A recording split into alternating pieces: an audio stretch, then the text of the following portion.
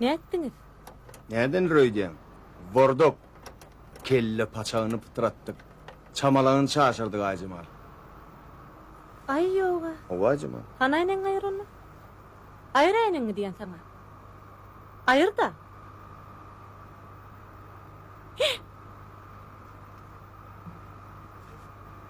Tötaynen oldu Aycımal. Kudu kettin tötaynen oldu. Tötenden neydi ne? Kurban bilen Serdar'ın tötenden ketelhana düştü mü? Birlim tötenden işten kaldırmayın.